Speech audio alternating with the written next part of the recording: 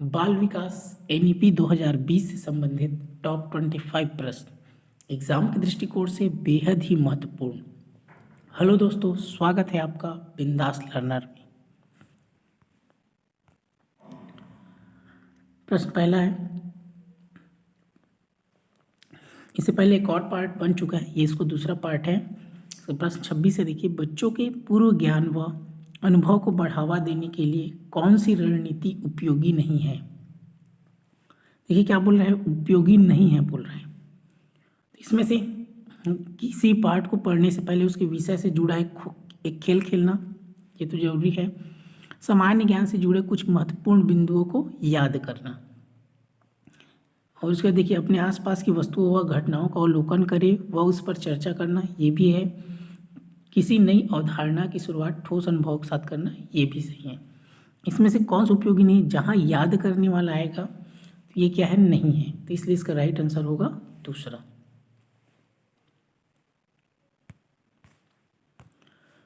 प्रश्न 27, यदि एक शिक्षक अपनी कक्षा में बातचीत को बढ़ावा देने के लिए निम्नलिखित बिंदुओं का ध्यान रखते हैं, इनमें से वह कौन सी गलत धारणा है जिसे बदलना चाहिए। तो गलत धारणा है, देखिए वे ध्यान रखते हैं कि बच्चे मानक भाषा व घर की भाषा का मिला जुला प्रयोग न करें। दूसरा है, वह सभी बच्चों को बोलने के मौके देते हैं व उन्हें ध्यान से सुनते हैं, ये तो सही है। यदि कोई बच्चा गलत तथ्य बताता है तो भी वे उसे अपनी बात पूरी करने देते हैं, ये भी सही है। वे बच्चों से तुरंत उत्तर की अपेक्षा नहीं करते, वह उन्हें सोचने देते हैं। तो ये तीनों सही धारणा है। इसका गलत धारणा कौन सा है, ये देखिए भाषा का मिला जुला प्रयोग ना करे बोल रहे हैं, जबकि वो मिला जुला प्रयोग कर सकते हैं। इसका राइट आंसर होगा पहला, यही क्या है, गलत धारणा है। प्रश्न 28, विद्या प्रवेश एवं बाल वाटिका कार्यक्रम के अंतर्गत कितने विकासात्मक लक्ष्यों को पूर्ण करने का समावेश किया गया है। विकासात्मक लक्ष्य 1, 2, 3, 4। तो इसका राइट आंसर है ऑप्शन तीसरा, 3 विकासात्मक लक्ष्य। प्रश्न 29 है, DIY से क्या तात्पर्य है। इसका राइट आंसर होगा दूसरा, डू इट योरसेल्फ, ये इसका राइट आंसर है। प्रश्न 30, पोर्टफोलियो से क्या तात्पर्य है। तो प्रत्येक बच्चे द्वारा किए जाने वाले कार्यों का संकलन, शिक्षण सामग्री एवं खिलौनों का संग्रह, प्रत्येक बच्चे की समय की बर्बादी का रिकॉर्ड, प्रत्येक बच्चे की निजी प्रोफाइल जैसे स्कूल में प्रवेश, स्वास्थ्य आदि का रिकॉर्ड। तो इसका राइट आंसर है पहला, इसका राइट आंसर है प्रत्येक बच्चे द्वारा किए जाने वाले कार्यों का संकलन। प्रश्न 31, विद्या प्रवेश एवं बाल वाटिका में किस प्रकार की खेल या शिक्षण सामग्री का सुझाव दिया गया है। देश में निर्मित कम लागत की अथवा शून्य लागत की सामग्री, बच्चों द्वारा निर्मित सामग्री, वाणिज्यिक सामग्री, लकड़ी की सामग्री। इसका राइट आंसर है ऑप्शन पहला, देश में निर्मित लागत, कम लागत की अथवा शून्य लागत की सामग्री। प्रश्न 32 है, बच्चों को वर्कशीट कब दी जानी चाहिए। तो इसका है, जब बच्चे ठोस वस्तु या खिलौने एवं खेल आधारित गतिविधियों का भरपूर आनंद उठा चुके हो, जब बच्चा मांगे। तीसरा, गतिविधि के आरंभ होने के समय। चौथा, बच्चे द्वारा ठोस वस्तुओं या खिलौने एवं खेल आधारित गतिविधियों को सीख जाए। तो इसका राइट आंसर है पहला, जब बच्चे ठोस वस्तु या खिलौने एवं खेल आधारित गतिविधियों का भरपूर आनंद उठा चुके हो, ये पहला इसका राइट आंसर है।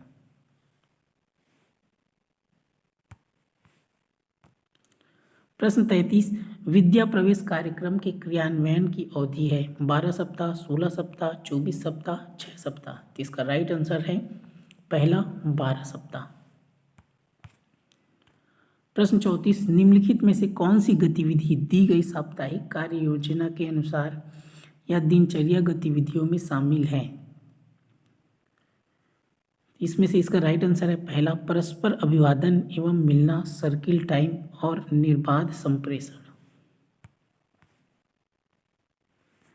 प्रश्न 35, राष्ट्रीय शिक्षा नीति 2020 में दी गई बुनियादी अवस्था में शामिल आयु वर्ग है 3 से 8, 6 से 8 वर्ष, 2 से 8 वर्ष, 5 से 8 वर्ष। तो इसका राइट आंसर है पहला 3 से 8 वर्ष।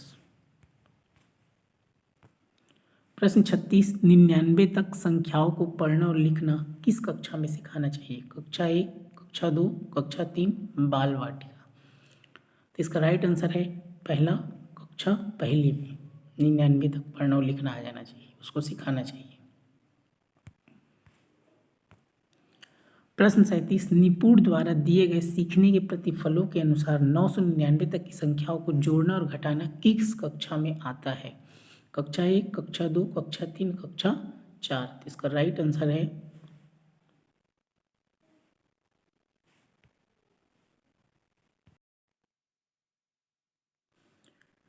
तो 999 तक जोड़ना और घटाना, इसका ऑप्शन सी राइट आंसर है, कक्षा 3 तक। प्रश्न 38, गुणा की अवधारणा को समझने के लिए किस संक्रिया का उपयोग होता है? गिनती, जोड़, घटाव, भाग। इसका राइट आंसर है जोड़। प्रश्न 39, भाग की मूल अवधारणाओं को चुनिए। इसका राइट आंसर है पहला, वस्तुओं को बराबर संख्या के समूहों में बांटना। प्रश्न 40, इंग्लिश टीचिंग बाइलिंगुअल अप्रोच का क्या मतलब है? सिर्फ इंग्लिश पर ध्यान देना, दो भाषाओं को साथ में पढ़ाना, मातृभाषा को आधार बनाकर पढ़ाना, किन्हीं दो भाषाओं को एक साथ पढ़ाना। इसका राइट आंसर है तीसरा, मातृभाषा को आधार बनाकर पढ़ाना। प्रश्न 41, the best method to teach spoken English is. इसका राइट आंसर है तीसरा, let them write 1 page daily in English. ये इसका राइट आंसर है। प्रश्न 42, लाइब्रेरी में नीचे दी गई गतिविधियां करवाई जाती है। इसका राइट आंसर है पहला, शेयर रीडिंग, पीयर्ड रीडिंग और रीडिंग अलाउड। प्रश्न 43, स्वतंत्र पाठक की क्या निशानी है? इसका राइट आंसर है तीसरा, हमेशा पढ़ने के लिए उत्सुक रहता है एवं नई पठन सामग्री की तलाश में रहता है। प्रश्न 44, सपठन के दौरान। इसका राइट आंसर है दूसरा, बच्चे शिक्षक का अनुकरण करते हुए पीछे पीछे दोहराते हैं।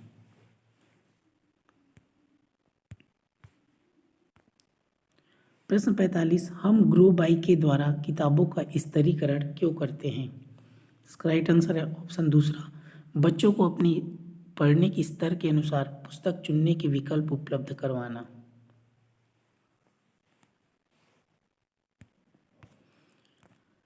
प्रश्न 46, कहानी के चित्रों पर अनुमान क्यों लगवाते हैं? बच्चों को बोलने का अवसर देने के लिए, कहानी को रोचक बनाने के लिए, बच्चों के पूर्व अनुभव या ज्ञान को सक्रिय रूप से करते हुए कहानी से जोड़ना जो उन्हें कहानी को बेहतर रूप से समझने में मदद करता है। तो ये तीसरा क्या है, इसका राइट आंसर है।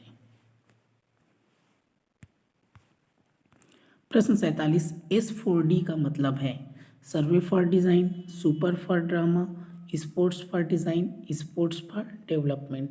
इसका राइट आंसर है स्पोर्ट फॉर डेवलपमेंट। प्रश्न 48, इसके फोल्डिंग का मतलब होता है।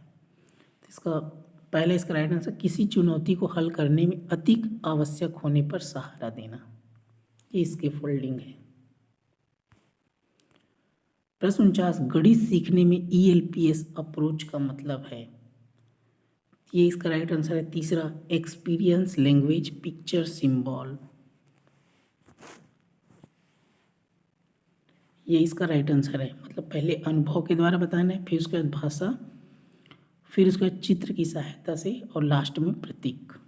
एक्सपीरियंस लैंग्वेज पिक्चर सिंबल इसका राइट आंसर। प्रश्न 50, संकुल स्तर पर शिक्षकों को FLN के लक्ष्यों की प्राप्ति में सहयोग करने हेतु किन्हें जिम्मेदारी दी जा रही है? तो दूसरा इसका राइट आंसर है, संकुल स्तर पर भाषा एवं गणित की पृष्ठभूमि वाले विशेषज्ञ शिक्षक, सेवानिवृत्त सक्रिय शिक्षक विशेषज्ञ द्वारा मेंटर के रूप में कार्य करने की जिम्मेदारी, ये इसका राइट आंसर है। तो ये रहा आज का टॉप 25 प्रश्न NEP से संबंधित। ये 2 वीडियो बन चुका है, बेहद ही महत्वपूर्ण है। इस वीडियो को ध्यानपूर्वक देखने के लिए आपका हृदय की गहराइयों से प्रेमपूर्वक धन्यवाद।